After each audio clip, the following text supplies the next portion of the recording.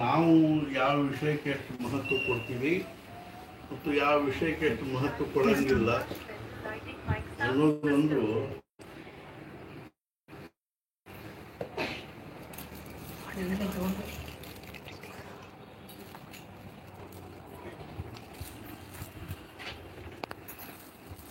Chat ಮಾಡಬೇಕು ಅನ್ನೋ ಹಂಗದ. ಯಾವುದ್ರೊಳಗಿಂದ ಏನು ಬಹಳ ದೊಡ್ಡದು ನಿಷ್ಪನ್ನ ಆಗಂಗಿಲ್ಲೋ ಅದಕ್ಕೆ ನಾವು ಬಹಳ ಮಹತ್ವ ಕೊಡ್ತೀವಿ. ಯಾವುದು ಸಹಜವಾಗಿ ಆಗ್ಲಿಕ್ಕೆ ಶಕ್ಯ ಇರ್ತದ ಅದಕ್ಕೆ ನಾವು ಅನಾವಶ್ಯಕ ಮಹತ್ವ ಕೊಡ್ತೀವಿ. ಯಾವುದಕ್ಕೆ ಎಷ್ಟು ಮಹತ್ವ ಕೊಡ್ಬೇಕಂತ ಇರ್ತದನೋ ಅದನ್ನು ಅಷ್ಟೇ ಅಲಕ್ಷ್ಯ ಮಾಡ್ತೀವಿ. ಅದಕ್ಕೇನಂತ ಭಾಳ ಮಹತ್ವ ಕೊಡೋದಿಲ್ಲ.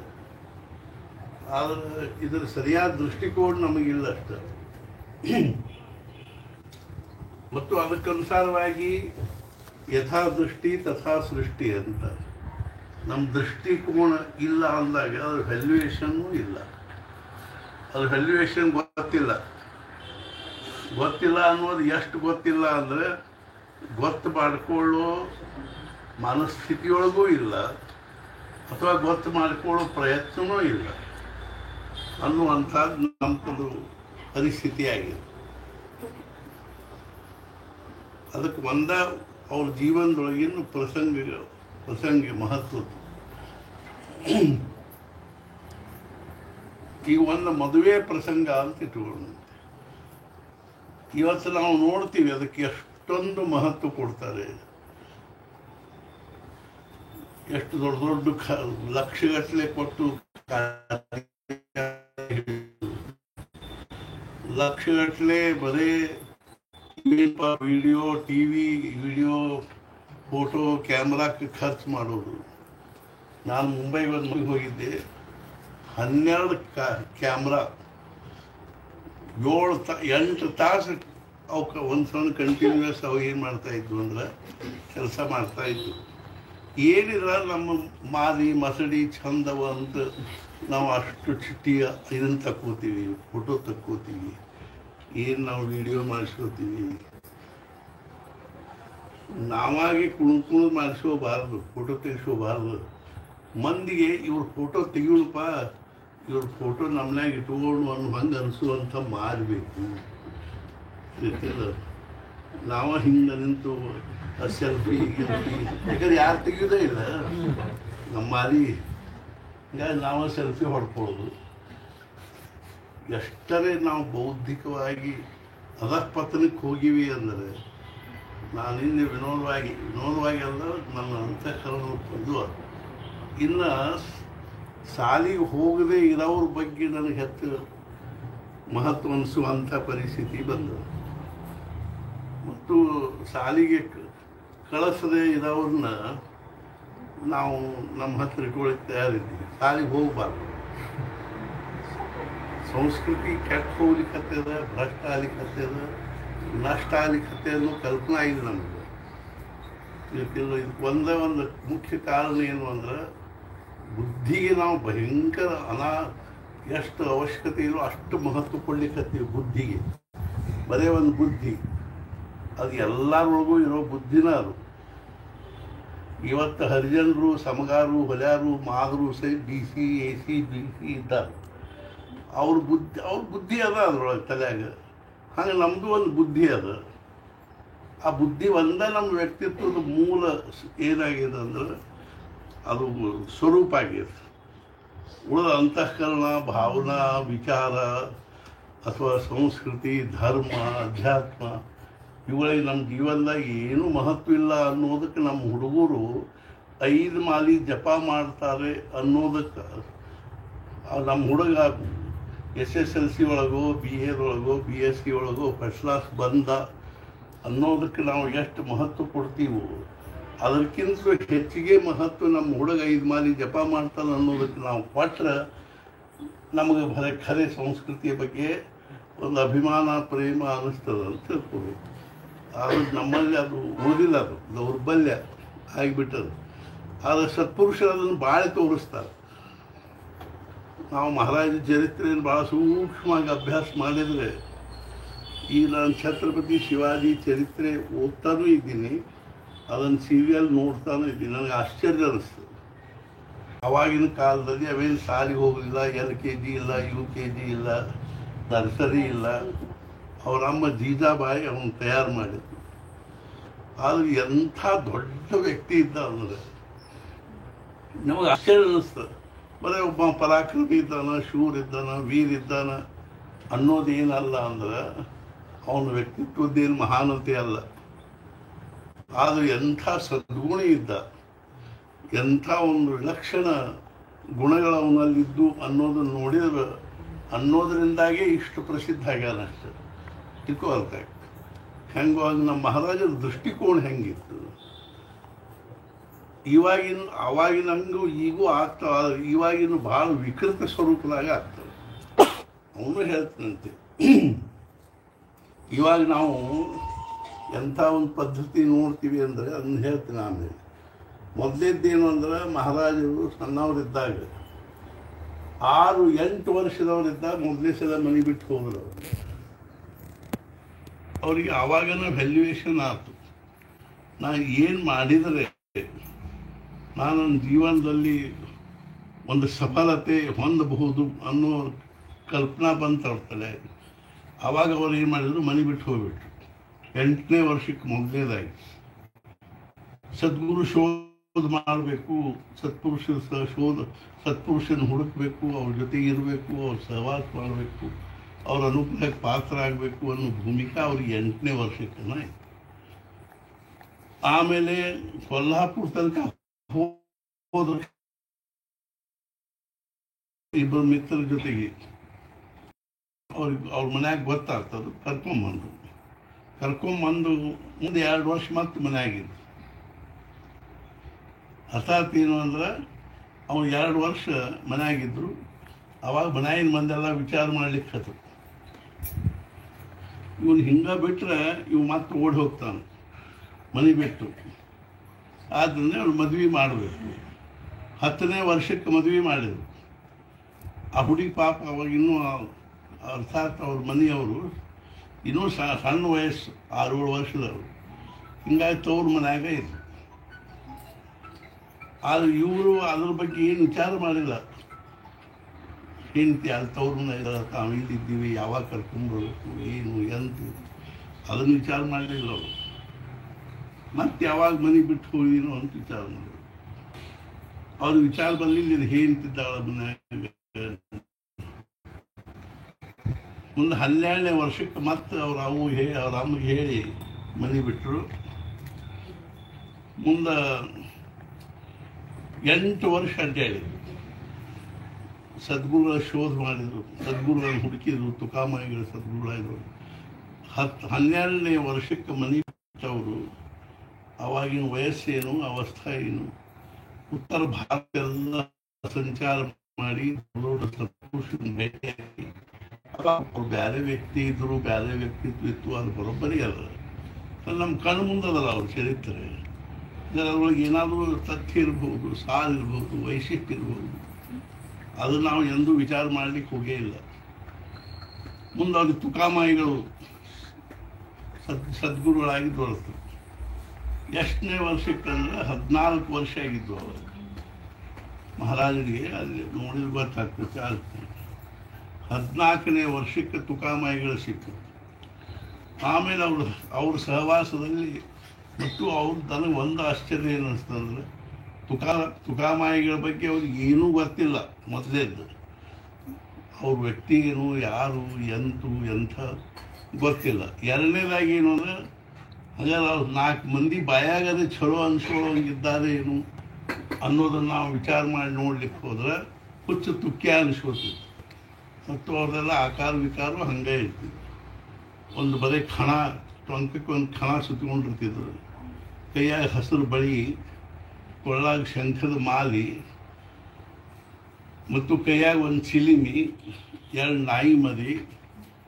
ಆಮೇಲೆ ಏನಪ್ಪ ಅಂದ್ರೆ ಹುಡುಗರ ಜೊತೆಗೆ, ದನ ಕಾಯುವ ಹುಡುಗರ ಜೊತೆಗೆ, ಜೈನರ ಹುಡುಗರ ಜೊತೆಗೆ ಆಟ ಆಡೋದು. ಅವ್ರ ಗಟ್ಟಿ ಮೇಲೆ ಅವ್ರ ಜೊತೆಗೆ ಕೂತ್ಕೊಂಡು ರೊಟ್ಟಿ ಉಳ್ಳಾಗಡ್ಡಿ ತಿನ್ನೋದು. ಇಂಥವ್ರು ಯಾರು ಸತ್ಪುರುಷರಂತಾರೆ? ಯಾರು ಶಾಣ್ಯಾರ ಅಂತಾರೆ, ಹುಚ್ಚು ತುಕ್ಕಿಯ ಅಂತಿದ್ರು. ಆದರೆ ಇವರಿಗೆ ಅರ್ಥಾತ್ ಏನು ಒಂದು ರಾಮಕೃಷ್ಣ ಅನ್ನೋರು ಸತ್ಪುರುಷರು ತಾತ್ಕಾಲಿಕವಾಗಿ ದರ್ಶನ ಕೊಟ್ಟು ಹೇಳಿದ್ರು, ನಿನ್ನ ಗುರುಗಳು ಏಳೆಗಾಂವದಲ್ಲಿದ್ದಾರೆ. ಅವರು ಒಂದು ಶಬ್ದದ ಮೇಲೆ ವಿಶ್ವಾಸ ಇಟ್ಟು ಏಳೆಗಾಂವಕ್ಕೆ ಬಂದು ತುಕಾಮಾಯಿಗಳನ್ನು ಗುರುಗಳನ್ನು ಮಾಡಿದ್ರು. 9 ತಿಂಗಳಿದ್ರು ಅವ್ರ ಹತ್ರ. 12ನೇ ವರ್ಷಕ್ಕೆ ಅಥವಾ 15ನೇ ವರ್ಷಕ್ಕೆ ಅವ್ರ ಸೇವಾ, ಅವ್ರ ನಿಷ್ಠೆ, ಅವ್ರ ಶರಣಾಗತಿ, ಅವರ ಆಜ್ಞಾಪಾಲನೆ, ದೇಹದ ಬಗ್ಗೆ ಇರ್ತಕ್ಕಂಥ ಅತ್ಯಂತ ಶೂನ್ಯ ವ್ಯಾಲ್ಯೂ, ದೇಹದ ಬಗ್ಗೆ ಅಗದಿ ಶೂನ್ಯ ವ್ಯಾಲ್ಯೂ ಇದ್ದವರಾಗಿ ಅದಕ್ಕೆ ಏನೂ ಮಹತ್ವ ಕೊಟ್ಟಿಲ್ಲ. ಸದ್ಗುರುಗಳ ಆಜ್ಞೆಯ ಮುಂದೆ ಆ ದೇಹದ್ದೇನೂ ಕಿಮ್ಮತ್ತಿಲ್ಲ. ಆ ರೀತಿಯಾಗಿ ಅವರು ಸೇವಾ ಮಾಡಿದ್ದು ನೋಡಿ 15ನೇ ವರ್ಷಕ್ಕನ ಅವರಿಗೆ ಉಪದೇಶ ಮಾಡಿ ಬ್ರಹ್ಮಜ್ಞಾನ ಕೊಡ್ತೀನಿ ಅಂದರು. ಹಿಂದೆ ವಸಿಷ್ಠರು ಶ್ರೀರಾಮಚಂದ್ರನಿಗೆ ಏನು ಕೊಟ್ಟರು ಅದನ್ನು ನಾನು ನಿನಗೆ ಕೊಡ್ತೀನಿ ಅಂತ ಹೇಳಿ ಕೊಟ್ಟರು. ಕೈ ಇಟ್ಕೊಂಡು ಅವರಿಗೆ ಸರ್ವಜ್ಞತ್ವ ಪ್ರಾಪ್ತ ಆಯಿತು. ನಾನು ಇವತ್ತು ಬ್ರಹ್ಮಚೈತನ್ಯ ಅಂತ ಹೆಸರಿರ್ತೀನಿ, ನೀನು ಈಗ ಮನೆಗೆ ಹೋಗಿ ಸಂಚಾರ ಮಾಡಿಕೊತ ಈಗಾಗಲೇ ಸ್ವೀಕಾರ ಮಾಡ್ತಕ್ಕಂಥ ಗೃಹಸ್ಥಾಶ್ರಮದಲ್ಲಿದ್ದು ನೀನು ನಾಮಸ್ಮರಣೆ ಅರ್ಥಾತ್ ಉಪಾಸನೆ, ಅನ್ನದಾನ ಮತ್ತು ಗೋ ಸಂರಕ್ಷಣೆ ಮಾಡು, ಸಮಾಜದಲ್ಲಿ ಅನ್ಯೋನ್ಯ ಪ್ರೇಮ ಸದ್ಭಾವನೆ ಬೆಳೆಯುವಂಗೆ ಮಾಡು. ಅರ್ಥಾತ್ ಏನು ಅಂದರೆ ಈ ರೀತಿಯಾಗಿ ಸಮಾಜದಲ್ಲಿ ಇದನ್ನು ಮಾಡು, ಪ್ರೇಮ ಸದ್ಭಾವನಾ ಶರಣಾಗತಿ ಭಾವ ಬೆಳೆಯೋದು ಮಾಡು ಅಂತ ಹೇಳಿ ಕಳಿಸಿದ ಕೂಡಲೇ ಸಂಚಾರ ಮಾಡ್ಕೋತ ಮನೆಗೆ ಬಂದರು. ಆಮೇಲೆ ಅಲ್ಲೇ ಮತ್ತು ಮುಂದಿನ ಏನಪ್ಪ ಮತ್ತು ಅವ್ರು ಮತ್ತೆ ತಿರುಗಿ ಅವತ್ತು ಒಂದು ದಿವಸ ಇದ್ದು ಮತ್ತು ರಾಮೇಶ್ವರಕ್ಕೆ ಹೋಗಿ ತಿರುಗಿ ಬಂದು ಎಹಳೆಗಾಂವಕ್ಕೆ ಬಂದು ಅಲ್ಲಿಂದ ಮತ್ತೆ ಮನೆಗೆ ಬಂದರು. ಮನೆಗೆ ಬಂದು ತಮ್ಮ ಪರಿಚಯ ಮಾಡಿಕೊಟ್ಟಂಗೆ ಮಾಡಿದರು. ಎಲ್ಲರಿಗೂ ಸಂತೋಷ ಆಯಿತು. ಗಡ್ಡ ಬಿಟ್ಟಿದ್ರು, ಅವರೆಲ್ಲ ತೆಗೆಸಿದ್ರು. ಅವಾಗ ತಮ್ಮ ಹಿಂತಿನ ಕರ್ಕೊಂಬಂದು ಆಮೇಲೆ ಅವ್ರ ಜೊತೆಗೆ ಇರ್ಲಿಕ್ಕೆ ಶುರು ಮಾಡಿದ್ರು. ಹೊರಗೂ ಹೋಗ್ಲಿಕ್ಕೆ ಹತ್ತು. ಮುಂದೆ 2-3 ವರ್ಷ ಆಗಿ 2-3 ವರ್ಷ ಆಗಿತ್ತು. ಗಂಡ ಹೆಂಡತಿ ಮಹಾರಾಜರ ತುಕಾಮಾಯಿಗಳ ದರ್ಶನಕ್ಕೆ ಹೊಂಟಾಗ ಅವ್ರ ಹೆಂಡತಿ ನಾನು ಬರ್ತೀನಿ ಬೇಡ ಅಂತಂದು. ಆದರೂ ಅವ್ರು ಕೇಳಿಲ್ಲ. ಮಹಾರಾಜ ರಾತ್ರಿ ಎದ್ದು ಸಾವಕಾಶ ಹೊಂಟರು, ಇವರು ಎದ್ದು ಹೊಂಟರು. ಮಹಾರಾಜರು ಓಡ್ಲಿಕ್ಕೆ ಹತ್ತರು, ಇವರು ಓಡ್ಲಿಕ್ಕೆ ಹತ್ತರು. ಅವ್ರು ಹಿಂದಿಂದ ಕಲ್ಲು ಒಗಿಲಿಕ್ಕೆ ಹತ್ತರು. ಆದರೂ ಸಹಿತ ಇವರು ಬೆನ್ನು ಹತ್ತಿದ್ರು. ಕೊನೆ ತುಕಾಮಾಯಿಗಳ ದರ್ಶನಕ್ಕೆ ಹೋದರು. ದರ್ಶನ ಮಾಡಿದರು. ತುಕಾಮಾಯಿಗಳಿಗೆ ಭಾಳ ಸಂತೋಷ ಆಯಿತು. 4-5 ದಿವಸ ಇಟ್ಕೊಂಡ್ರು. ಮತ್ತು ತಿರುಗಿ ಬರೋ ಮುಂದೆ ತುಕಾಮಾಯಿಗಳು ಮಹಾರಾಜರ ಹೆಂಡತಿ ಕೇಳಿದರು, ನಿನ್ನ ಮನಸ್ಸಿನ ಏನಾದರೂ ಇಚ್ಛಾ ಇದ್ದರೆ ಹೇಳಿ ಪೂರ್ಣ ಮಾಡ್ತೀನಿ. ಆವಾಗ ಮಹಾರಾಜರ ಹೆಂಡತಿ ಅಂದರು, ಏನಿಲ್ಲ, ಇವರಂಥ ಒಬ್ಬ ಗಂಡಸ ಮಗ ಬೇಕು. ಆವಾಗ ಗುರು ಶಿಷ್ಯರಿಬ್ಬರು ಒಬ್ಬರನ್ನೊಬ್ಬರು ನೋಡಿ ಮೂರ್ಣಕ್ಕೆ. ಆವಾಗ ಅವ್ರು ತಥಾಸ್ತು ಅಂದರು. ಹೊರ ಬಂದ್ಕೊಳ್ಳಿ ಮಹಾರಾಜಂದ್ರು, ಏನು ಹುಚ್ಚಿದ್ದೀನಿ ನೀನು, ಯಾರ ಹತ್ರ ಏನು ಕೇಳಬೇಕು ಗೊತ್ತಾಗುವುದು ನಿನಗೆ. ಅಲ್ಲ, ನೀನು ಮನಸ್ಸು ಮಾಡಿದ್ದರೆ ಹೇಳಿದ್ದರೆ ಕೇಳಿದರೆ ಸಾಕ್ಷಾತ್ ಪಾಂಡುರಂಗನ ತಂದು ನಿಂದಿರ್ತಿದ್ರು ನಿನ್ನ ಮುಂದೆ. ಇಲ್ಲಾರ ಬ್ರಹ್ಮಜ್ಞಾನ ಕೊಡೋ ಶಕ್ತಿ ಇತ್ತು ಅವರಿಗೆ.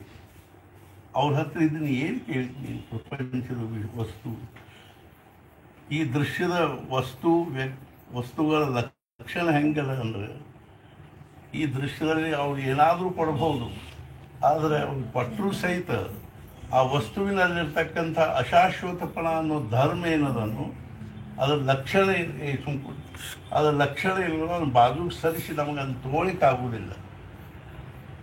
ಆವಾಗ ಅವ್ರು ಹೇಳಿದ್ರು, ನಿನಗೆ ಗಂಡಸ ಮಗ ಆಗ್ತಾನೆ, ಆದರೆ ಅಲ್ಪಾಯು ಆಗ್ತಾನೆ. ಆವಾಗ ಅವ್ರಿಗೆ ಕೆಟ್ಟ ಅನಿಸಿ ಆವಾಗ ಅವ್ರು ಹೇಳಿದರು, ನೀವು ನಮ್ಮ ಪತಿ ಇದ್ದೀರಿ, ಈ ದೇಹದ ನಿಮ್ಮ ಧನಿ ಇದ್ದೀರಿ, ನಾನು ಉದ್ಧಾರ ಮಾಡಿರಿ. ನಾ ಸ್ತ್ರೀ ಸ್ವಭಾವಕ್ಕನುಸಾರವಾಗಿ ನಾ ಭಾಳ ದೊಡ್ಡ ತಪ್ಪು ಮಾಡಿದೆ. ಆಮೇಲೆ ಅವ್ರನ್ನ ಕರ್ಕೊಂಡು ನಾಶಿಕ್ ಹೋಗಿ 6 ತಿಂಗಳಲ್ಲಿದ್ದು ಯೋಗಾಭ್ಯಾಸ ಮಾಡಿಸಿ ಅವ್ರನ್ನ ಭಾಳ ಉನ್ನತ ಮಟ್ಟಕ್ಕೆ ಮಾನಸಿಕವಾಗಿ ಆಧ್ಯಾತ್ಮಿಕವಾಗಿ ಭಾಳ ಉನ್ನತ ಮಟ್ಟಕ್ಕೆ ಒಯ್ದು ಮನೆಗೆ ಕರ್ಕೊಂಡು ಒಬ್ಬರು ಮನೆಗೆ ಕಳಿಸಿದ್ರಲ್ಲೇ ಇವರು ತವ್ರ ಮನೆಗೆ ಕಳ್ಸೋದು. ತವ್ರ ಮನೆಗೆ ಹೋದ್ರು. ಮತ್ತು ಇವ್ರು ನೈಮಿಷಾರಣ್ಯ ಮತ್ತು ಅಡ್ಡಾಡಿ ಬಂದ ಬಳಿಕ ಮುಂದೆ ಇವ್ರಿಗೆ ಒಬ್ಬ ಮಗ ಅದು, ಗಂಡಸ ಮಗ ಅದು. ಭಾಳ ಅಂದರೆ ಭಾಳ ಅಗ್ದಿ ಮುದ್ದು ಬರುವಂಥ ಮಗು. ಆದರೆ ಮಹಾರಾಜರು ಸೂಕ್ಷ್ಮವಾಗಿ ಅವರಿಗೆ ಕಲ್ಪನಾ ಕೊಟ್ಟಿದ್ದರು. ಮತ್ತು ಮನೆಯೊಳಗೆ 12 ದಿವಸ ಅದು 15 ದಿವಸ ತಿಂಗಳದು ಯಾರು ಹೆಸರಿಡೋ ಪ್ರಸ್ತಾಪ ಮಾಡಲಿಲ್ಲ ಮಹಾರಾಜ. ಮನ್ಯಾಗ ಅವ್ರ ತಾಯಿ ಗೀತಾಬಾಯಿ ಅನ್ನಬೇಕು, ಗಣು ಹುಡುಗನಿಗೆ ಹೆಸರಿಡಬೇಕು, ಮೊಮ್ಮಗ ನೋಡು ಹೆಂಗಿದ್ದಂತ ತದ್ರೂಪ್ ನಿನ್ನಂಗೆ ಇದ್ದಂತ ಕೂಡಲೇ ಆಗಿಲ್ಲಮ್ಮ ಇಡೋಣ ಅದಕ್ಕೆ ಯಾಕೆ ಕೌನ್ಸಲ್ ಅನ್ಕೋತ 1 ವರ್ಷ ಕೂಸು ತೀರ್ಕೊಂಡು ಗಂಡಸ ಮಗ ತೀರ್ಕೊಂಡ. ಅವಾಗ ಹೆಂಡತಿ ಹೇಳಿದ್ರು ನೀನು ಸಾವಧಾನ ಆಗಬೇಕು. ಮುಂದೆ 6 ತಿಂಗಳಿಗೆ ಅವರು ತೀರ್ಕೊಂಡು ಮುಂದೆ ಮತ್ತೆ ಮಹಾರಾಜ ಹಂಗ ಅಡ್ಡಾಡ್ಲಿಕ್ಕೆ ಮುಂದೆ ಮಹಾರಾಜರಿಗೆ 32 ವರ್ಷ ಆಗಿತ್ತು. ಆವಾಗ ಅವ್ರ ತಾಯಿ ಅಂದರು ಗಣು ಇನ್ನೂ ಅಂಥ ಏನು ವಯಸ್ಸಾಗಿಲ್ಲ ಮದುವೆ ಮಾಡಿ. ಆವಾಗ ಅವ್ರು ಹೇಳಿದ್ರು ಅವ್ವ ನೋಡು ಒಂದು ಷರ್ತು ಹುಡುಗಿನ ನಾನ ನೋಡವ, ಈಗೂ ಅದಲ್ಲ ಹುಡುಗಿನ ನಾನ ನೋಡ್ಕೋತೀನಿ ಹೇಳ್ತಿಲ್ಲ. ಈಗಿನ ವಿಚಾರ ಬೇರೆ ಆಗಿದೆ. ಹುಡುಗಿನ ನಾನ ನೋಡವ ಆಗಲ್ಪ ಎಸ್ಲಾಗಲ್ಲಿ ಮದುವೆ ಆದ್ರೆ ಸಾಕು ನೀನ ನೋಡ್ಕೋ. ಇವಾಗಿನ ಪರಿಸ್ಥಿತಿ ಹೆಂಗವ ಅಂದ್ರೆ ಹುಡುಗನ ನೋಡ್ಕೊಳ್ಳೋದಾಗಲಿ ಹುಡುಗಿನ ನೋಡ್ಕೊಳ್ಳೋದಾಗಲಿ ಅವು ಏನು ಅವಕ್ಕೆ ಯಾವುದೂ ರೀತಿ ನಮ್ಮ ಸಂಸ್ಕೃತಿ, ನಮ್ಮ ಧರ್ಮ, ನಮ್ಮ ಪರಂಪರೆ, ನಮ್ಮ ಒಂದು ಭಾರತೀಯತೆ, ಅಧ್ಯಾತ್ಮ ಇತ್ಯಾದಿಗಳಲ್ಲಿ ಯಾವುದೂ ಏನೂ ಸಂಬಂಧ ಇಲ್ಲ. ಈ ಸದ್ಯ ಎಷ್ಟೊಂದು ಕೇಸುಗಳು ನನ್ನ ಕಡೆ ಬಂದಾವಂದ್ರೆ ನನಗೆ ಅವು ಬಿಡಿಸಲಾರು ಇದು ಹಾಕೊಂಡು ಕೂತಾವ ತಿಳಿತಿಲ್ಲ. ಶಂಕರ್ ರಾವ್ ಅಂತಿದ್ದರು ನಮ್ಮಲ್ಲಿ, ಅಂದರೆ ಸುಮ್ಮನೆ ಹಂಗೆ 1-2 ಹೇಳ್ತೀನಿ. ಶಂಕರ್ ರಾವ್ ಅಂತ ಹೆಬ್ಬಳ್ಳಿ ಸಂಡೂರವರು ಹೆಬ್ಬಳ್ಳಿಯಾಗಿದ್ದರು. ಭಾಳ ಅಗದಿ ನಾನು ಅವ್ರಿಗೆ ಹೇಳ್ತಿದ್ದೆ ಶುದ್ಧ ಬಂಗಾರ ಅಂತ ಕೆಲವು ಇರ್ತಾವೆ, ಅದ್ರ ಪೈಕಿ ಅವರೊಬ್ಬರು ಭಾಳ ಸಾತ್ವಿಕ ಮನುಷ್ಯ. ಭಾಳ 1-2 ವರ್ಷ ಇದ್ದ 2-3 ವರ್ಷ. ಅವ್ರಿಗೆ 4 ಜನ ಹೆಣ್ಮಕ್ಳು. 2ನೇ ಹುಡುಗಿ ಅನುರಾಧ ಅಂತ ಆಕಿ ಮದುವೆ ಪ್ರಸಂಗ ನಡೆದಿತ್ತು. ಮನೆಗೆ ನಿಶ್ಚಯಕ್ಕೆ ಬರೋರಿದ್ದರು ಹುಡುಗ. ಅಸಲಾಗಿ ಅವರು ಶಂಕರ್ ಅವ್ರು ಹೆಂತ ಅಡುಗೆ ಮಾಡ್ಲಿಕ್ಕತ್ತಾರ. ಶಂಕರ್ ಅವ್ರು ಪ್ಯಾಟ್ಯಾಗ ಸಾಮಾನು ತರಲಿಕ್ಕೆ ಹೋಗ್ಯಾರ. ಅವ್ರ ಮನೆಗೆ ಫೋನ್ ಬಂತು, ಅಮ್ಮ ಅಕ್ಕಿ ಕಾಳಿಗೆ ಬರಲಿ ಅಂತ. ಏನು ಮಾಡಬೇಕು ಅಂದ್ರೆ ಅಲ್ಲಿ ಮದುವೆ ನಡೆದು ಬಿಟ್ಟದ ಹಾಕಿದ್ದು. ಇಂಥವು ಎಷ್ಟು ಪ್ರಸಂಗ ನಡೆದಾವ ಈಗ ಅಂದ್ರೆ ಇದು ಒಂದು ಸಂಸ್ಕೃತಿನೇ. ಇದು ಎಲ್ಲ ಪ್ರಕಾರದಿಂದಲೂ ಭ್ರಷ್ಟ ಸಂಸ್ಕೃತಿ. ಇದಕ್ಕೆ ಶಿಕ್ಷಣದ ಮುಖ್ಯ ಕಾರಣ. ಇವು ಕಲ್ತವ್ರಿಗೆ ಏನೋ ಒಂದು ದೊಡ್ಡ ಪದವಿ ಬಂದುಬಿಡ್ತದೆ, ಆಮೇಲೆ ಅವು ಇಲ್ಲ ಅಪ್ಪಿಲ್ಲ. ಈ ಒಂದು ಪ್ರಸಂಗ ನಡೆದದಿ ಅಷ್ಟು ಯಾವ ಪರಿಸ್ಥಿತಿ ಒಳಗೆ ಅವ್ವ ಅಪ್ಪನ ಕೇಳಿಕ್ಕೆ ತಯಾರಿಲ್ಲ. ಕುಡಿ ನೀವು ಏನು ಹಚ್ಚಬೇಡ ನನ್ನ ಮುಂದೆ, ನಾನು ಇಂಥಕ್ಕೆ ಅಷ್ಟು ಪ್ರೇಮ್ ಮಾಡಿದ್ದೀನಿ, ಅದನ್ನು ಮದುವೆ ಮಾಡಿಕೊಡ್ತೀನಿ ಇಟ್ಕೋತ. ಅವ್ರು ಒಬ್ಬರ ಹೋದರು. ಸತ್ಪುರುಷರಂದ್ರೆ ಹೆಂಗಿರ್ತಾರೆ ಹೇಳ್ತೀನಿ ನಾನು. ಅವ್ರು ಆಟ್ಪಾಡಿಗೆ ಹೋದರು. ಮೊನ್ನೆ ಅವ್ರು ಬಂದಿದ್ದರು, ದೇಶಪಾಂಡೆ ಅಂತ ಅವ್ರ ಮನೆಗೆ ಹೋದರು. ಹೋಗಿ ಅವ್ರನ್ನ ಕೇಳಿ ನಿಮ್ಮ ಮನೆಯಾಗ ಮದುವೆ ಆಗೋ ಹೆಣ್ಮಕ್ಳು ಇದ್ದಾರೆ ಎಷ್ಟು ಮಂದಿ ಇದ್ದಾರೆ? 5 ಮಂದಿ ಇದ್ದಾರೆ ಅಂತ. 4-5 ಮಂದಿ ನಮಗೆ ಕರ್ಕೊಂಬಂದು ತೋರಿಸ್ರಿ, ನಮ್ಮ ಪೈಕಿ ಒಬ್ಬರು ಮದುವೆ ಆಗ್ಬೇಕಾಗಿದೆ. ಮಹಾರಾಜರು ಒಬ್ಬರ ಹೋಗ್ಯಾರ. ಕೂಡಲೇ ಅವರು 4 ಮಂದಿನ ತೋರಿಸಿದ್ರು. ಮತ್ತು 5 ಮಂದಿ ಅಂದರೆ ಇನ್ನೊಬ್ಬರನ್ನ ತೋರಿಸಲಿಲ್ಲ. ಆಕೆ ಹುಟ್ಟು ಕುರುಡಿ ಇದ್ದಾಳೆ. ಆದರೂ ಕರ್ಕೊಂಬಂದು ತೋರಿಸ್ರಿ. ಕರ್ಕೊಂಬಂದು ತೋರಿಸಿ ಕೂಡ ಈ ಹುಡುಗಿ ನಮಗೆ ಪಸಂದದ ಮದುವೆ ನಾನು ಆಗ ಕೂಡ ಅವ್ರಿಗೆ ಆಶ್ಚರ್ಯ ಆಯಿತು. ಮಹಾರಾಜರ ಬಗ್ಗೆ ಕೇಳಿದ್ರು ಅವರು. ತಾವು ನಮ್ಮ ಈ ಕುರುಡು ಹುಡುಗಿನ ಹ್ಞೂ ಅಂದರು. ಆಯಿತು, ಮದುವೆ ಮುಹೂರ್ತನೂ ನಿಶ್ಚಿತ ಮಾಡಿಕೊಂಡು ಮನೆಗೆ ಬಂದು ಅವ್ರ ಅಮ್ಮ ಹೇಳಿದಮ್ಮ ಹುಡುಗಿ ನೋಡಿ ಬಂದೀನಿ, ನಾವು ಒಬ್ಬನ ಹೋಗಿ ಮದುವೆ ಮಾಡಿಕೊಂಡು ಹಂಗೆ ಮಾಡ್ಕೊಂಡು ಬಡ ಹೋದರು. ಅವ್ರನ್ನ ಮದುವೆ ಮಾಡಿಕೊಂಡು ಬಂದು ನಿಮ್ಮ ಅತ್ತಿಗೆ ನಮಸ್ಕಾರ ಮಾಡೋದು. ಅವ್ರು ಹಿಂಗೆ ಕೈ ಮಾಡ್ಲಿಕ್ಕೆ ಕೂಡಲೇ ಆವಾಗ ಅತ್ತಿ ಗಾಬರ ಗೀತಾ ಅಲ್ಲಿ ಹೋಗಿ ಈಕಿ ಕಣ್ಣು ಗಿಣ್ಣು ಕಾಣಿಸ್ತಾವಿಲ್ಲ ಇಲ್ವಾ? ಆಕಿ ಎಂದೆಂದು ಕಣ್ಣು ತೆಗೆದು ಕಣ್ಣು ಕಿಸದ್ ನೀನು ನೋಡುದಿಲ್ಲ. ಅವರ ಇವರು ಕೂತಾರ ಆಯಿ ಸಾಹೇಬ್ರು ಅಂತೀವಿ ನಾವು. ಹಿಂಗೆ ಅವ್ರ ಮದುವೆ ಆಯ್ತು. ಅರ್ಥಾತ್ ಏನು ಅಂದ್ರೆ ಅದರೊಳಗೆ ಮುಖ್ಯವಾಗಿ ನಾವು ಎದಕ್ಕೆ ಮಹತ್ವ ಕೊಡಬೇಕು ಅನ್ನೋದು ಇಲ್ಲೇ ಇಲ್ಲ. ತುಕಾರಾಮ್ ಮಹಾರಾಜರು ವೈಕುಂಠಕ್ಕೆ ಹೋಗೋ ಮುನ್ನಾ ದಿವಸ 2 ಮಕ್ಕಳು ಮಹಾದೇವ ಕಾಶಿ ಅಂತ ಬಡ ಎದುರಿಗಿನ ಮನೆಯೊಳಗೆ ಒಂದು ಹುಡುಗ ಕಬ್ಬು ತಿನ್ಕೊಂಡು ಕೂತಿದ್ದ. ಅವನ್ನ ಕರ್ಕೊಂಬಂದರು, ಎಳ್ಕೊಂಬಂದ್ರು. ಅವನು ನಮ್ಮ ಹುಡುಗಿನ ಕಾಶಿನ ಆ ಹುಡುಗನ ದೇವ್ರ ಮುಂದೆ ಕೂಡಿಸಿ ಅಕ್ಕಿ ಕಾಳು ಹಾಕಿ, ನೀನು ಹೋಗವ್ರ ಮನೆಗೆ, ನಾನು ನಿನ್ನ ಜೊತೆ ಅವನ ಜೊತೆ ನಿನ್ನ ಮದುವೆ ಮಾಡಿಕೊಡ್ತೀನಿ. ಮತ್ತು ಏನು ಮಾಡ್ಬೇಕು? ಅವರು ಮನ್ಯಾಗ ಒಂದು ಗಂಜಿಗೆ ದುಡ್ಡಿಲ್ಲ. ಅರ್ಥಾತ್ ಏನಂದ್ರೆ ಛತ್ರಪತಿ ಶಿವಾಜಿ ಇವತ್ತೊಂದು ತಂಗ ನೋಡಿ ಅದು ಇಟ್ಕೊಳ್ತಾರೆ. ಒಂದು ಹುಡುಗಿಗೆ ಮದುವೆ ಆಗಿದ್ದರೂ ಪತ್ತಿ ಮನೆಗೆ ಹೋಗುವಷ್ಟು ಯೋಗ್ಯತಾ ಇದ್ದಿದ್ದಿಲ್ಲ. ಆಕಿ ಸೇವಂತಿ ಅಂತ ಒಂದು ಹುಡುಗಿ, ಸೇವಂತ ಅಂತ. ಆಕಿನ ಹೆಂಗೋ ಇವಳಿಗೆ ಪರಿಚಯ ಆದಾಗ ಶಿವಾಜಿ ಏನು ಮಾಡಿದ, ಊರಾಗ ಎಲ್ಲರಿಗೂ ಹೇಳಿದ, ನಾವು ಹಿಂಗೆ ಮಾಡೋಣಂತೆ, ಎಲ್ಲರೂ ಸ್ವಲ್ಪ ಧಾನ್ಯ ಏನದ ನಾವು ಸಂಗ್ರಹ ಮಾಡೋಣ, ಒಂದೊಂದು ಯಾರು ಶಕ್ತಿ ಅವರು ದುಡ್ಡು ಹಾಕ್ರಿ ಅಂತ ಹೇಳಿ. ಕೊನೆಗೆ ಆ ದುಡ್ಡು ಧಾನ್ಯ ಕೂಡಿದ ಬಳಕ ಆವಾಗ ಅಲ್ಲಿ ಒದರಿ ಕೇಳಿದರು, ಈ ದುಡ್ಡು ಧಾನ್ಯ ಯಾರಿಗೆ ಕೊಡುವಷ್ಟು ಪರಿಸ್ಥಿತಿ ಕಠಿಣ ಅದ. ಅಂದ್ರೆ ಆ ಪರಿಸ್ಥಿತಿ ಯಾರಿಗೆ ಅತ್ಯಂತ ಕಠಿಣ ಅದನ್ನು ಅವ್ರಿಗೆ ಈ ದುಡ್ಡು ಧಾನ್ಯ ಕೊಡ್ತೀವಿ. ಅವಾಗ ಆ ಹುಡುಗಿನ ಹೇಳಿದ್ಲು, ಇವನಿಗೆ ಕೊಡ್ರಿ, ಪಾಪ 4 ಮಂದಿ ಹೆಣ್ಮಕ್ಳಿದ್ದಾರೆ, ಅವ್ರು ಇನ್ನೂ ಮದುವೆ ಆಗಿಲ್ಲ, ಅವನಿಗೆ ದುಡ್ಡಿನ ಅಭಾವ. ಕೂಡಲೇ ಮತ್ತೊಬ್ಬನ ತೋರಿಸಿ, ಇವ್ರಿಗೆ ಕೊಡ್ರಿ, ಭಾಳ ಬಡ್ತಲ್ಲ. ಅವಾಗ ಅವನು ಶಿವಾಜಿನ ಹೇಳಿ, ಆ ದುಡ್ಡು ಸೇವಂತಿಗೆ ಹೋಗ್ಬೇಕಾಗಿದೆ. ಎಲ್ಲರಿಗೂ ಆಶ್ಚರ್ಯ ಆಯ್ತು. ಅವಾಗ ಅವನು ಹೇಳಿದ, ಈಕಿ ಮದುವೆ ಆಗ್ಯದ, ಗಂಡು ಬಂದಾನೀಗ, ಆದರೆ ಅವರಿಗೆ ಒಂದು ಮನೆ ಮಾಡಿಕೊಂಡು ಇರಲಿಕ್ಕೆ ಉಪಜೀವನಕ್ಕೆ ಒಟ್ಟ ಯಾವುದೇ ರೀತಿಯಿಂದ ಅನುಕೂಲ ಇಲ್ಲದಕ್ಕಾಗಿ ನನ್ನ ಮದುವೆ ಆಗಿಲ್ಲ ಅಂತ ತಿಳ್ಕೊಂಡು ಮಂಗಳಸೂತ್ರ ಮುಚ್ಚಿಕೊಂಡು ಅಡ್ಡಾಡ್ಲಿಕ್ಕೆ ಆಕಿ.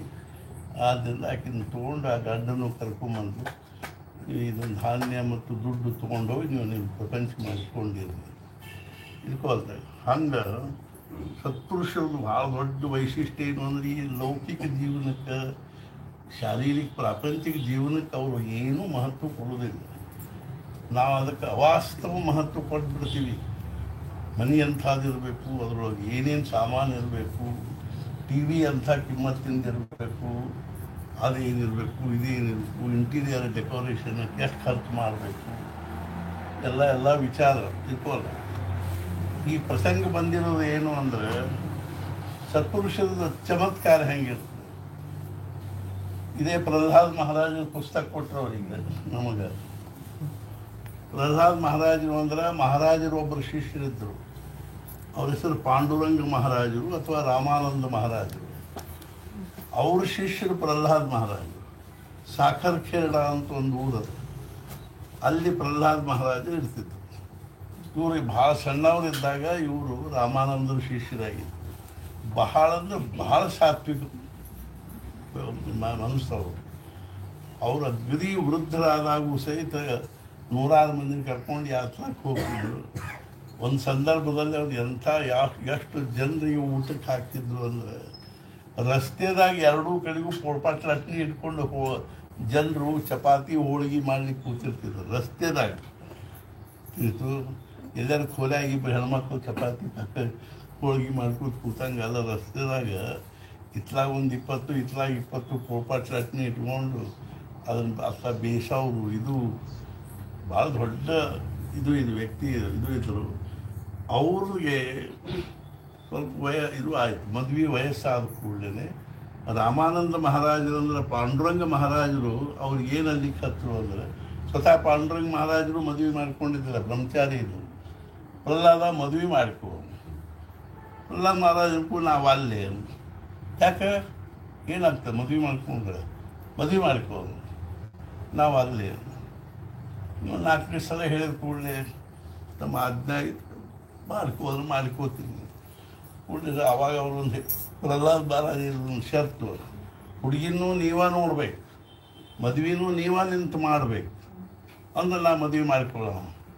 ಆಗಲಿಪ್ಪ ಹಂಗೆ ಮಾಡು, ನಾನು ಹುಡುಗಿನ ನೋಡ್ತೀನಿ, ನಾನು ನಿಂತು ಮದುವೆ ಮಾಡ್ತೀನಿ ಅಂತೆಲ್ಲ ಆಯ್ತು. ಆ ಹುಡುಗಿ ಬೀಗರ ಜೊತೆಗೇ ಇವರು ರಾಮಾನಂದ ಮಹಾರಾಜ್ ಪಾಂಡುರಂಗ ಮಹಾರಾಜರು ಬರ್ಲಿಕ್ಕೆ ಹತ್ತಾರೆ ಮದುವೆಗೆ.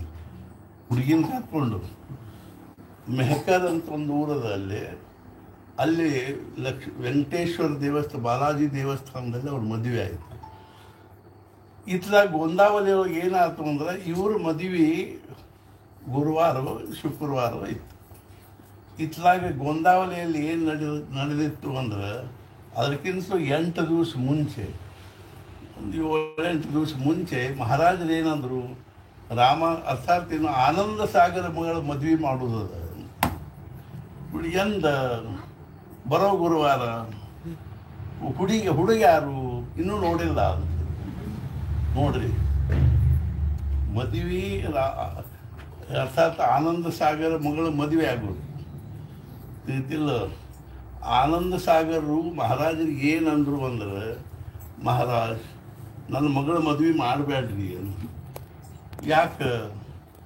ನನ್ನ ಮಗಳ ಮಗು ಭಾಳ ಕೆಟ್ಟ ಸ್ವಭಾವದಾಕಿದ್ದಾಳೆ. ಆಕಿ ಅಲ್ಲ, ನನ್ನ ಹೆಂಡತಿ ಭಾಳ ಕೆಟ್ಟ ಸ್ವಭಾವದಾಕಿದ್ದಾಳೆ. ನೀವು ನನ್ನ ಮಗಳನ್ನ ಯಾರಿಗಾರು ಕೊಟ್ಟು ಮದುವೆ ಮಾಡಿ ನನ್ನ ಹೆಂಡತಿ ದಿನ ನಾನು ಒದರಾಡಿ ಕೊಂದ ಬಿಡ್ತಾಳೆ ಅಂತ. ಆದ್ದರಿಂದ ನಿಮಗೆ ಆಕೆ ಶಾಪ್ ಹಾಕ್ತಾಳೆ, ಬೈತಾಳೆ. ಅದಕ್ಕೆ ನಿಮ್ಮನ್ನು ಬೈಬಾರ್ದು. ಆದ್ದರಿಂದ ನನ್ನ ಮಗಳು ಏನಾರು ಹಾಕ್ಕೊಳ್ಳಕ್ಕೆ ನೀವು ನನ್ನ ಮಗಳ ಮದುವೆ ಮಾಡಲಿಕ್ಕೆ ಹೋಗಬೇಡ್ರಿ. ನನ್ನ ಹೆಂಡತಿ ಭಾಳ ಕೆಟ್ಟಿದ್ದಾಳೆ, ಒಳ್ಳೆ ಆನಂದ ಸಾಗರ್ ಇರ್ಕೋಲ್ತಕ್ಕ ನೋಡ್ಕೋತೀನಿ ನಾನು. ಆನಂದ ಸಾಗರ ಮಗಳ ಮದುವೆ, ಹುಡುಗ ಯಾರು ಇನ್ನೂ ನೋಡಿಲ್ಲ. ಅವ ಬಡ ಮಹಾರಾಜರು ಏನು ಮಾಡಿದ್ರು ಅಂದ್ರೆ, ರಾಮಾನಂದ ಪಾಂಡುರಂಗ ಮಹಾರಾಜರು ಒಂದು ಪತ್ರ ಬರೆದು, ನೀನು ಈ ಪತ್ರವನ್ನು ನೋಡಿದ ಕೂಡಲೇ ಒಂದು ಹೆಜ್ಜೆ ಮುಂದಿಡದೇ ನೀನು ಗೋಂದಾವಲಿಗೆ ಬರಬೇಕು. ಬ್ರಹ್ಮಚೈತನ್ಯ ಮಹಾರಾಜ, ಬ್ರಹ್ಮಚೈತನ್ಯ ರಾಮದಾಸಿಗೂ ಆ ಪತ್ರ ತೊಗೊಂಡು ಒಂದು ಕುದುರೆ ಮೇಲೆ ಒಬ್ಬನ ಕೊಟ್ಟು ಕಳಿಸಿದ್ರು. ಇವ್ರು ಇನ್ನೂ ಮುಟ್ಟಿದ್ದಿಲ್ಲ ಮೇಕರ್ ಊರಿಗೆ. ದಾರ್ಯಾಗ ಆ ಪತ್ರ ಬಂತು. ಕೂಡ ನುಗ್ಗದು ಇವ್ರಿಗೆ ಗಾಬರಿ ಆದರು. ಹೆಂಗೆ ಮಾಡ್ಬೇಕೀಗ? ದೊಡ್ಡ ಮಹಾರಾಜರು, ಬಡೆ ಮಹಾರಾಜರು ಪತ್ರ ಬಂದದ, ಅವ್ರ ಆಜ್ಞಾ ಮೀರಿ ಹೋಗ್ಲಿಕ್ಕೆ ಬರಂಗಿಲ್ಲ. ಮತ್ತು ಅವರು ಗೋಂದಾವಲಿಗೆ ಹೋದರು. ಅವಾಗ ಅವರೊಂದು ಪತ್ರ ಬರೆದಿಟ್ಟು, ಹಿಂಗೆ ಆಗ್ಯದ, ದೊಡ್ಡ ಮಹಾರಾಜರಿಂದ ಪತ್ರ ಬಂದಿತ್ತು, ಅದನ್ನು ನಾನು ಹೋಗೋದು ಅವ್ರ ಆಜ್ಞಾ ಪಾಲನೆ ಮಾಡೋದು ಅನಿವಾರ್ಯ ಅದ. ಆದ್ರೆ ಈ ಪತ್ರನ ನಾನು ಅಂತ ತಿಳ್ಕೊಂಡು ನೀನು ಮದುವೆ ಮಾಡ್ಕೋ ಬರೆದಿಟ್ಟು ಆ ಪತ್ರ ಕೊಟ್ಟು ಕಳಿಸಿದ್ರು. ಇಲ್ಲಿಗೆ ಬಂದರು. ಗುರುವಾರ ಮದುವೆ, ಮಂಗಳವಾರ ದಿವಸ ಬಂದರು. ನಮ್ಮ ಆಶ್ರಮದಲ್ಲಿ ರಾಮ್ ಭಟ್ರು ಅಂತಿದ್ದು, ನರಗುಂದ ರಾಮ್ ಭಟ್ರು ಅಂತ. ಈಗ ಅವ್ರು ನರಗುಂದಾಗ ಇರ್ತಾರೆ. ಅವ್ರ ಮಗಳ ಮದುವೆ ಇತ್ತು ಸರಿತಾಂದು. ನಾನು ಅವಾಗ ಅಲ್ಲಿ ಗುಹಾದಲ್ಲಿ ಕೂಡ್ತಿದ್ದೆ ದಿನ. ಮುಂಜಾನೆ ಹೋಗಿ ಮುಂಜಾನೆ ಹೊಂಟಿದ್ದೆ, 7:30 8 ಹೊಂಟಿದ್ದೆ. ಆವಾಗ ವಿಡಿಯೋ ಕೇಳಿದರು, ಮತ್ತು ನಾಳೆ ಇನ್ನು 3-4 ದಿವಸಕ್ಕೆ ಮತ್ತು ಇದು ಸರಿತಾನ್ ಮದುವೆ ಅದ ಒಂದು. ಹೌದೇನೋ ಅಂತ ಕೇಳಿದ್ನ. ನಮ್ಮ ನೆನಪೇ ಇಲ್ಲ ಸರಿತಾನ್ ಮದುವೆ ಅದ ಅಂತ 3 ದಿವಸಕ್ಕೆ. ಈಗ ಮತ್ತು ಯಾರನ್ನಾರು ಕರೀಲಿಕ್ಕೆ ಕಳಿಸ್ಬೇಕು ಬೀಗರನ್ನ, ಮತ್ತು ಏನಿಲ್ಲೇ ಇಲ್ಲ ಅಂದೆ. ನನಗೆ ನನ್ನ ಕಡೆ ದುಡ್ಡು ಎಷ್ಟು ಗೊತ್ತಿಲ್ಲ ನನಗೆ ಅಂತ ಇದನ್ನು ಕೇಳಿದೆ. ಬ್ಯಾಂಕ್ನಾಗ ಎಷ್ಟವಪ್ಪ ಅಂತ. 10,000 ರೂಪಾಯಿ ಅವರಿಗೆ. ಅವ್ನು ತೆಗೆದುಕೊಟ್ಬಿಡು ಮದುವೆ ಮಾಡಲಿ ಅಂತ ಹೇಳಿದೆ. ಹೇಳಿ ಹೋಗಿಬಿಟ್ಟು ಆಮೇಲೆ ಬೀಗರು ಬಂದರು. ಮುಂದಿನ ಪ್ರಸಂಗ ಬೇರೆ, ಅದು ಸ್ವಲ್ಪ ಇದು ಅದ. ಮಜಾ ಏನಾಯ್ತಂದ್ರೆ ಬೀಗರು ಸ್ವಲ್ಪ ತಡ ಮಾಡಿ ಬಂದರು. ಅದೇ 10,000 ರೂಪಾಯಿದಾಗ ಮದುವೆ ಆಯ್ತು ನಮ್ಮದು. ಬೀಗರು ತಡ ಮಾಡಿ ಬಂದರು. ನಮ್ಮಲ್ಲಿ ಏನಪ್ಪ ವಿಡಿಯೋ ಶೂಟಿಂಗು ಅವೇನು ನಮ್ಮ ವತಿಯಿಂದ ಇರೋದಿಲ್ಲ. ಆ ಹುಡುಗಿನ ವತಿಯಿಂದ ಎಲ್ಲರೂ ಮಾಡಿಕೋರ್ರೆ. ಆಮೇಲೆ ರಾತ್ರಿ 10 ಗಂಟೆಗೆ ಬಂದರು. ಆಮೇಲೆ ಎದುರುಗೊಳ್ಳೋದು ಇದು ಎಲ್ಲ ಆಗೋದಕ್ಕೆ ಬರೋಬ್ಬರಿ 10 ಗಂಟೆಗೆ ಆ ಬೀಗರು ಒಳಗೆ ಕಾಲು ಹಾಕಿದ್ರು. ಸಾಯಂಕಾಲ 6 ಗಂಟೆಗೆ ಅಂಕನವಾಡಿಯಿಂದ ಫೋನ್ ಬಂತು. ಬೀಗರು ಬರೋರು ಬಂದಿದ್ರು ಆಗಿತ್ತು. ಅಂಕನವಾಡಿಯಿಂದ ಫೋನ್ ಬಂತು. ಅಲ್ಲೊಬ್ಬ ರಾಜು ಅಂತ ಪೂಜೆ ಮಾಡಲಿಕ್ಕಿದ್ದ. ಅರ್ಥಾತ್ ಇವ್ರ ಪೈಕಿ ಈ ಅರುಣ್ ಅಂತಿದ್ರು, ಅವ್ರ ಪೈಕಿ ಅವ ಪೂಜೆ ಮಾಡಲಿಕ್ಕಿದ್ದ. ಅವನಿಗೆ ಫಿಟ್ಸ್ ಬರ್ತಿತ್ತು. ಅವ್ರು ಸಂಜೆನ ಪೂಜೆ ಮಾಡಬೇಕು ಅಂತ ಸ್ನಾನ ಮಾಡಿ ಬಾವ್ಯಾಗ ಇಳ್ದಾನ ಫಿಟ್ಸ್ ಬಂದು ಅಲ್ಲೇ ಹೋಗ್ಬಿಟ್ಟು. ಆಮೇಲೆ ಇತ್ಲಾಗ ಬೀಗರು ಬರ್ಲಿಕ್ಕೆ ಹತ್ತಾರ ಇತ್ಲಾಗ ಸುದ್ದಿ ಬಂತು ಏನು ಅಂದ್ರೆ ರಾಜು ತೀರ್ಕೊಂಡ. ಮತ್ತು 7-8 ಮಂದಿನ ದೇಶಪಾಂಡೆ ಡಾಕ್ಟರ್ನ ಅವ್ರನ್ನ ಇವ್ರನ್ನ ಕೃಷ್ಣನೆಲ್ಲ ಕೊಟ್ಟು ಕಳಿಸಿದ್ವಿ. ಬೀಗರು ಬಂದರು. ರಾತ್ರಿ 12 ಗಂಟೆಗೆ ರುಖೋತದ ಊಟ ನಡೆದಿತ್ತು. ಅಲ್ಲಿಂದ ಬಂದರು. ಈಗ ಅಗ್ನಿ ಸಂಸ್ಕಾರ ಆಗ್ತದೆ ಅಂತ ಹೇಳಿ ಇಂಥವು ದಿನ ಅಲ್ಲಿ ಮ್ಯಾಲಿನ ಮ್ಯಾಲೆ ನಡೀತಿರ್ತಾವೆ. ತೀರ್ಕೊಂಡಿರ್ತಾರೆ. ಆಮೇಲೆ ಅಲ್ಲಿ ಕಾರ್ಯಕ್ರಮ ಇರ್ತದೆ, ಏನೇನೋ ಇರ್ಬೋದು. ಆಮೇಲೆ ಇಲ್ಲಿ ಪಾಂಡುರಂಗ ಮಹಾರಾಜರು ಬಂದರು. ಬಂದು ನಮಸ್ಕಾರ ಮಾಡ್ಕೊಳ್ಳಿ, ಪಾಂಡುರಂಗ ನೀನು ಮದುವೆ ಮಾಡ್ಕೊಂಡ್ಬಿಡಪ್ಪ. ಹಾಂ ಅಂದವ್ರು ಗಾಬರಿ. ಎಲ್ಲಿ ಹೋಗಿ ಎಲ್ಲಿ ಬಂತಿಲ್ಲ, ನಾನೊಂದು ಶಿಷ್ಯರ ಮದುವೆ ಮಾಡಿ ಗಾಬರಿ. ನಕೋ ಮಾರಾಯ ಬ್ಯಾಡ್ರಿ ಮಹಾರಾಜ, ಬೇಡ. ಹೌದಪ್ಪ, ಖರೆ ಅದ. ಮಾರುತಿರಾಯ ಸಮರ್ಥರು, ಆಮೇಲೆ ನೀನು ಹಾಂ, ಮಾರುತಿರಾಯ ಶುಕಮಹರ್ಷಿಗಳು ಸಮರ್ಥರು, ನೀನು ಮದುವೆ ಮಾಡ್ಕೊಳ್ಳೋದನ್ನು ವೈಕುಂಠಕ್ಕೆ ಹೋಗವ್ರು. ನಾವು 2 ಮದುವೆ ಮಾಡ್ಕೊಂಡು ನರಕಕ್ಕೆ ಹೋಗವ್ರು. ಅವರ ವಿಷಯ ಏನು ಅವ್ರಿಗೆ ಗೊತ್ತಾಗಬಾರ್ದು. ವಲ್ರಿ ಮಹಾರಾಜ ವಲ್ರಿ. ಹೋಗಿ ಖರೆ ಅದಪ್ಪ, ಶುಕಮಹರ್ಷಿಗಳು ಮಾತಿರಾಯ ನೀವೆಲ್ಲರೂ ವೈಕುಂಠಕ್ಕೆ ಹೋಗೋರು. ಕೂಡಲೇ ಮಾಡ್ಕೋತೀನಿ ಆಜ್ಞೆ ಮಾಡ್ಕೋತಿ ಬಾಯಿಲೆ ಬಾಜು ಕರ್ಕೊಂಡು. ಅವ 8 ಅಂಕಲ 2 ರೂಪಾಯಿ. ನಾಳೆ ಹೆಂಡತಿ ಮಕ್ಕಳಿಗೆ ಏನು ಹಾಕಾವ? ದೊಡ್ಡ ಮದುವೆ ಮಾಡ್ಕೋತಾನ. ಏನು ಮಾಡವ? ಮದುವೆ ಮಾಡಿಕೊಂಡು ಬಲ್ರಿ ಅಂತ ಬಲ್ರಿ ಬಾಯಿ. ನೋಡ್ರಪ್ಪ, ಮದುವೆ ಮಾಡ್ಕೊಂಡು ನಾವು ಹೇಳ್ತೀವಿ ಒಲ್ಲೆ ಅಂತಾನು. ಏನು ಮಾಡ್ತಿದ್ದ ನೀವ? ಮಹಾರಾಜ್ ಹೆಂಗೆ ಮಾಡ್ತೀರಿ ಮಾಡ್ರಿ. ನಾಳೆ ದಿನ ಮದುವೆ. ಮತ್ತು ಹುಡುಗಿ ಆನಂದ್ ಸಾಗರ್ ಮಗಳು. ಆನಂದ್ ಸಾಗರ್ ಹೆಂಡತಿ ಮಹಾರಾಜನ ಬೈದು ಹಾಕಿ. ಆಮೇಲೆ ಇಲ್ಲೇ ಯಾವ ಮುಹೂರ್ತಕ್ಕೆ ಪಾಂಡುರಂಗ ಮಹಾರಾಜರ ಮದುವೆ ಆಯ್ತು, ಅದೇ ಮುಹೂರ್ತಕ್ಕೆ ಅಲ್ಲೇ ಪಾಂಡುರಂಗ ಮಹಾರಾಜರ ಶಿಷ್ಯ ಪ್ರಹ್ಲಾದ್ ಮಹಾರಾಜರ ಮದುವೆ ಆಯ್ತು. ಹಿಂಗೆ ಸತ್ಪುರುಷರದ್ದು ಏನಿರ್ತದೆ, ಇಷ್ಟು ಸಹಜ ಇರ್ತದೆ, ಇಷ್ಟು ಚಮತ್ಕಾರ ಇರ್ತದೆ. ನಮ್ಮ ಚಮತ್ಕಾರ ನೋಡ್ಬೇಕ್ರಿ. ಆಮೇಲೆ ಏನದ, ಒಂದು ಮನೆ ಒತ್ತಿ ಹಾಕಿದೆ, ಬಂಗಾರ ಒತ್ತಿ ಇಟ್ಟೆ, ಮತ್ತು ಏನು ಲಕ್ಷಗಟ್ಟಲೆ ಸಾಲ ತೆಗೆದೆ, 20-25 ಲಕ್ಷ ರೂಪಾಯಿ ಖರ್ಚಾಯ್ತು ಈ ಮಗಳ ಮದುವೆಗೆ. ಆಮೇಲೆ ಕೂತ್ರೆ ಎಲ್ಲರೂ ತಣ್ಣಗೆ ಇಟ್ಕೊಳ್ತಾರೆ. ಆದ್ದರಿಂದ ನಾವು ಮಹಾರಾಜರ ಆದರ್ಶ ಎಂಥದ್ದಿತ್ತು, ಎಂಥ ಒಂದು ದಿವ್ಯ ಜೀವನ ಬಾಳಿದರು. ಅದರಿಂದ ಒಂದು 100ರಷ್ಟಾದರೂ, 1% ನಮ್ಮ ಜೀವನದೊಳಗೆ ಅಳವಡಿಸ್ಕೊಂಡ್ರೆ ನಮ್ಮ ಜೀವನವನ್ನು ಮಹಾರಾಜರು ಎಷ್ಟು ಸಾದ ಇದ್ದರು ಅಂದ್ರೆ, ಅವರ ಊಟ ಸಾದ, ಅವರ ಉಡುಗೆ ಸಾದ, ಅವರ ಒಟ್ಟು ಅವ್ರದ್ದೆಲ್ಲರೂ ಏನದ ಅಗ್ದಿ ಸಾದ ಇತ್ತು. ಆದ್ದರಿಂದ ನಾವು ಶಕ್ಯ ಇದ್ದಷ್ಟು ಮಟ್ಟಿಗೆ ಸಾದ ಇದ್ದು, ಮುಖ್ಯವಾಗಿ ಅವರ ಅಖಂಡ ಸಮಾಧಾನದಲ್ಲಿ ನಿಂತಿದ್ರು. ಅಖಂಡ ಸಮಾಧಾನ ಮಂದಿ ಮೂರ್ತಿಮಂತ ಬ್ರಹ್ಮಜ್ಞಾನ. ಆ ರೀತಿಯ ಸಮಾಧಾನದಲ್ಲಿ ಇರಬೇಕಂದ್ರೆ ಅದಕ್ಕೆ ಒಂದು ಸಾಧನೆ ಏನು ಅಂದ್ರೆ ನಾಮಸ್ಮರಣೆ. ನಾವು ಮನಃಪೂರ್ವಕವಾಗಿ ನಾಮಸ್ಮರಣೆ ಮಾಡಿದರೆ ನಮ್ಮ ಜೀವನದಲ್ಲಿ ನಮಗೆ ಸದ್ಗುರುಗಳ ಅನುಗ್ರಹದಿಂದ ನಮ್ಮ ಜೀವನವೂ ಸಾರ್ಥಕ ಆಗ್ತದೆ, ಸುಖಿ ಆಗ್ತದೆ, ಸಮಾಧಾನಪೂರ್ಣ ಆಗ್ತದೆ. ನಿಜವಾಗಿ ನಮಗೆ ಇವತ್ತು ಭಾಳ ಸಂತೋಷ ಆಯಿತು. ಅರ್ಥಾತ್ ಏನು ಅಂದರೆ, ನೀವೆಲ್ಲರೂ ಇಷ್ಟೊಂದು ಜನರು ಭಾಳ ಹೊತ್ತಿನಿಂದ ಕೂತಿದ್ದಿ. ಆದರೂ ಸಹಿತ ಏನೋ ಅವ್ರು ಪ್ರಹ್ಲಾದ್ ಮಹಾರಾಜರ ಪುಸ್ತಕ ಕೊಟ್ಕೊಳ್ಳಿ ಅವ್ರದ್ದೊಂದು ದಿವ್ಯ ಪ್ರಸಂಗ. ಮತ್ತು ಇನ್ನೂ ಒಂದು ಅವ್ರು ಭಾಳ ದೊಡ್ಡ ಸತ್ಪುರುಷ. ಅವ್ರಿಗೆ ಮಹಾರಾಜರು ಒಂದು ರಾಮ ಪಂಚಾಯತನ್ನು ಕೊಟ್ಟಿದ್ರು. ರಾಮ, ಲಕ್ಷ್ಮಣ, ಸೀತಾ, ಮಾರುತಿ, ಭರತ, ಶತ್ರುಘ್ನ ಅನ್ನುವಂಥದ್ದು ಒಂದು ಮೂರ್ತಿ ಕೊಟ್ಟಿದ್ರು. ಆ ಮೂರ್ತಿ ಪೂಜಾ ಮಾಡಿದ 1 ದಿವಸ ಅವ್ರು ಏನು ಮಾಡ್ತಿದ್ದ, ಪ್ರಸಾದ ಮಾಡ್ತಿದ್ದರು. ನೀರು ಸಹಿತ ಕುಡಿತಿದ್ದಿಲ್ಲ ಖರೆಯವರು. ಒಮ್ಮೆ ಹಿಂಗೆ ಯಾತ್ರಾಕ್ಕೆ ಎಲ್ಲೋ ಹೊಂಟಾಗಿ ಚಕಡ್ಯಾಗ ಹೋಗ್ತಿದ್ರು. ಅವಾಗ ಅವ್ರದ್ದು ಅಕಸ್ಮಾತ್ ದಾರಿ ಒಳಗೆ ಏನಾಯ್ತು ಅಂದ್ರೆ, ಅವ್ರದ್ದು ಪೂಜಾದ್ದು ಉಪಾಸನಾದ ಪೆಟ್ಟಿಗೆ ಬಿದ್ದು ಕೂಡಲೇ ಅವ್ರು ಮುಂದೆ ಯಾವ ಊರಿಗೆ ಹೋಗ್ಬೇಕು ಆ ಊರಿಗೆ ಹೋದರು. ಉಪಾಸನ ಮಾಡಬೇಕು ಅಂತ ಪೆಟ್ಟಿಗೆ ನೋಡ್ತಾರೆ, ಪೆಟ್ಟಿಗೆನೇ ಇಲ್ಲ.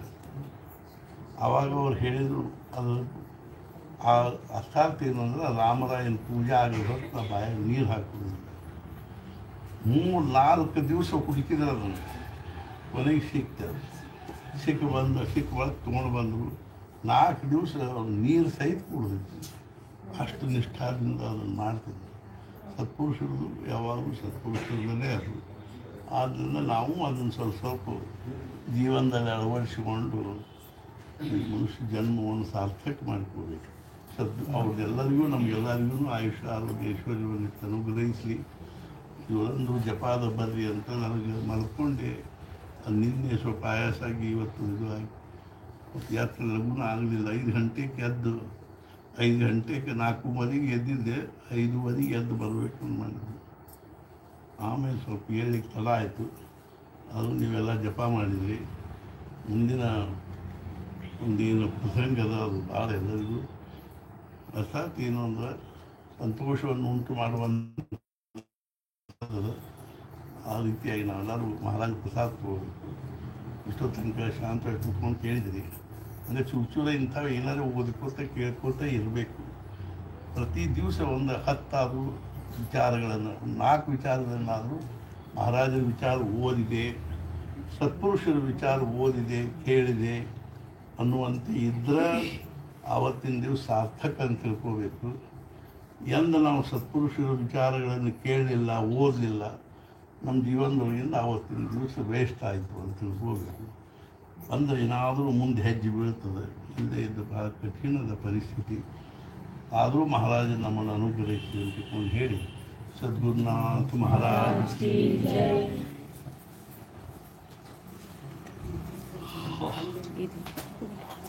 ಆರತಿ ಮಾಡಿರಿ. ಪ್ರಸಾದ ಇರಲ್ರಿ ಎಲ್ಲ ಆರತಿ